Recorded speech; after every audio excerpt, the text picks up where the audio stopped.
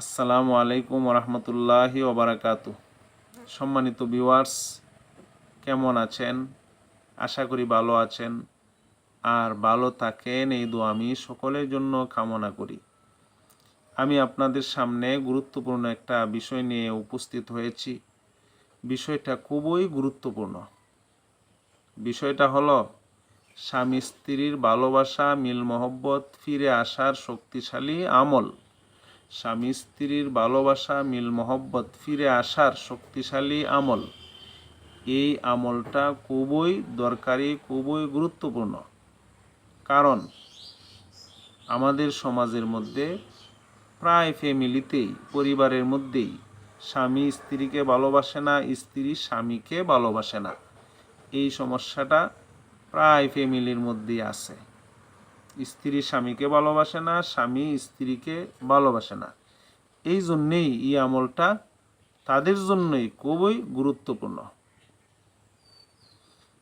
এই আমলটার নিয়ম হলো, স্বামীর সমস্যা হলে স্ত্রী করবে, স্ত্রীর সমস্যা হলে স্বামী আমলটা করবে।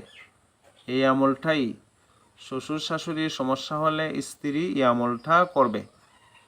এই আমলটা করার সময় হলো গভীর রাত্রে হলে ভালো হয়, শেষ রজনীতে হলে ভালো হয়।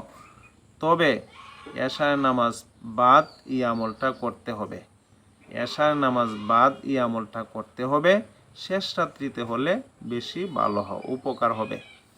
এই আমলটা সর্বমোট 7 রাত্রে করবে।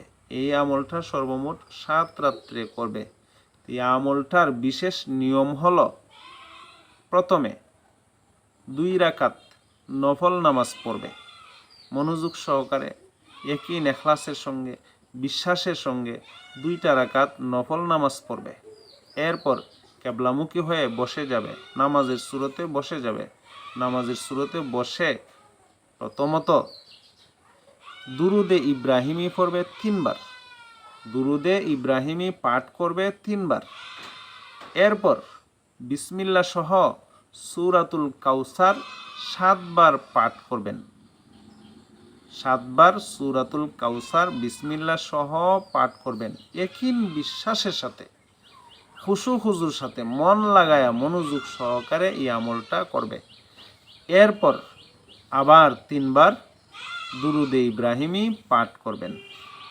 নিয়মটা হলো, প্রথমে 3 বার দুরুদে ইব্রাহিমী পাঠ করবেন, মধ্যখানে বিসমিল্লাহ সহ সূরাতুল কাউসার, ইন্না আতাইনা সূরাটা 7 বার পাঠ করবেন। এরপর আবার দুরুদে ইব্রাহিমী 3 বার পাঠ করবেন। 3 বার পাঠ করা যখন শেষ, তখন উদ্দেশ্যগত ব্যক্তির জন্য নিজের ব্যথা বেদনা এইগুলি নিয়ে আল্লাহ তাআলার কাছে দোয়া করবে, কাকুতি মিনতি করবে। আমার দিকে যেন আমার স্বামীর বা আমার দিকে যেন আমার স্ত্রীর মিল মহব্বত ভালোবাসা আল্লাহ তাআলা ফিরায় দেয়, বা শ্বশুর শাশুড়ির মিল মহব্বত যাতে আমার দিকে ফিরায় দেয়। এইভাবে আল্লাহ তাআলার কাছে নিজের উদ্দেশ্যটা অন্তরের অন্তঃস্থল থেকে আল্লাহ তাআলার কাছে প্রকাশ করা, কান্নাকাটি করা। চোখের ফানির দাম আছে, চোখের ফানি ফালানো, আল্লাহ তাআলার কাছে প্রার্থনা করা, মনোযোগ সহকারে খুশু হুজুর সাথে প্রার্থনা করলে অবশ্যই 7 রাত্রে যদি আপনি এই আমলটা করতে পারেন, অবশ্যই আপনার উদ্দেশ্য আল্লাহ তাআলা কি করবেন? পুরা করে দিবেন। আল্লাহ রাব্বুল আলামিন আমাদেরকে এই আমলটা, যাদের সমস্যা হইতেছে, করার তৌফিক দান করুক। এই আমলটা করার তৌফিক দান করুক, আমিন। পরবর্তীতে দেখা হবে আপনাদের সঙ্গে অন্য কোনো বিষয় নিয়ে, ইনশাআল্লাহ।